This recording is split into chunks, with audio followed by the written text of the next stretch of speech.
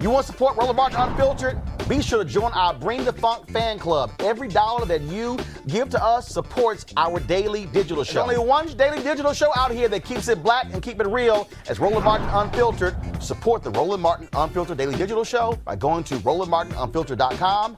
You can make this possible. Folks, I got to get your thoughts on this. In Alabama, a parole board is reneging on a man's early release. The Alabama Parole Board decided that Sergeant Jerry Lett should be returned to prison. He's 52 years old. He was let out due to an error. The state says they made the mistake since the parole laws were changed in 2019. Lett's early parole consideration date was set for 2020 when he was first sentenced for cocaine trafficking in 2018. But since stricter parole requirements had been enacted under the new law, Lett should have been required to serve a minimum of 10 years on his cocaine trafficking charge. He had served 3 when he was granted early parole last fall. He's a decorated veteran, served in the military for nearly a decade through multiple deployments to Germany, Korea, and Operation Desert Storm. He was taken into custody today on his birthday. The thing that's crazy about this story, Candace, is no issues, no problem. And it's a perfect example of how heinous Alabama, Mississippi, these southern states are when it comes to these crimes. They're going to spend more money incarcerating him than it would be to have him on supervised release.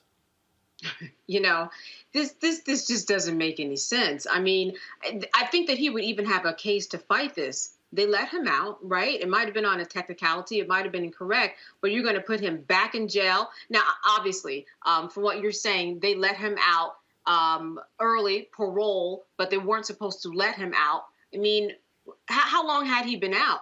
He's proven himself in so many other ways, but like you said, that these particular situations are so heinous, and the way that they have just historically treated African-American men specifically in the criminal justice system, I think he has a good fight ahead of him in order to get himself released. Now, Xavier, luckily, a judge today issued a temporary restraining order preventing him from having to return to prison.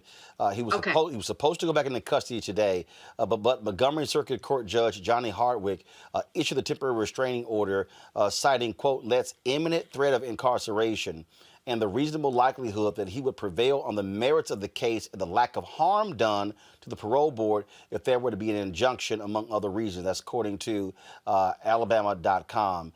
Candace, and so that's what is, and so according to this story, the reprieve stands until Lett's case in Montgomery Circuit Court is resolved. Thank God you have a judge with some common sense in Montgomery County, Alabama. Yes. But absolutely. Roland, like, justice is expensive.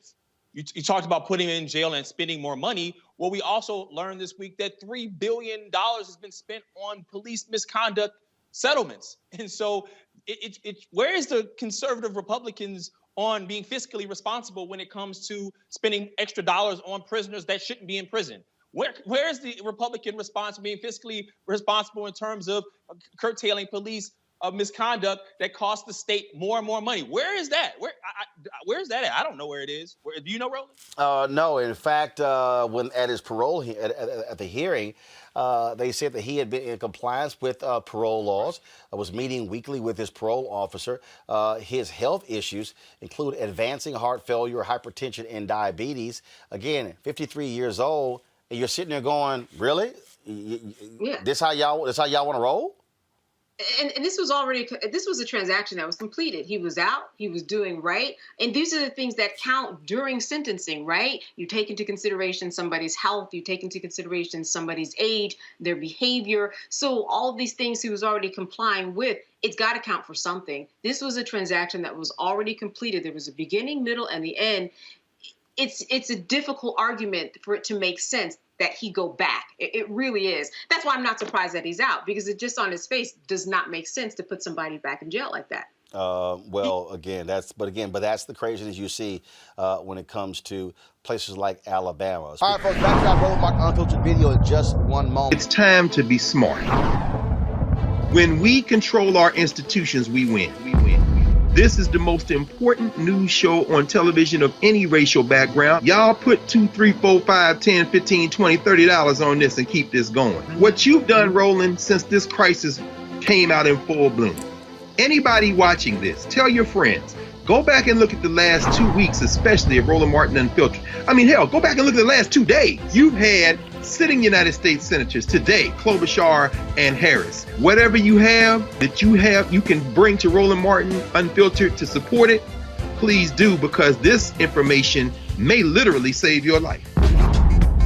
Watch Roland Martin Unfiltered daily at 6 p.m. Eastern on YouTube, Facebook, or Periscope, or go to RolandMartinUnfiltered.com. Support the Roland Martin Unfiltered Daily Digital Show by going to RolandMartinUnfiltered.com. Our goal is to get 20,000 of our fans contributing $50 each for the whole year. You can make this possible. RolandMartinUnfiltered.com.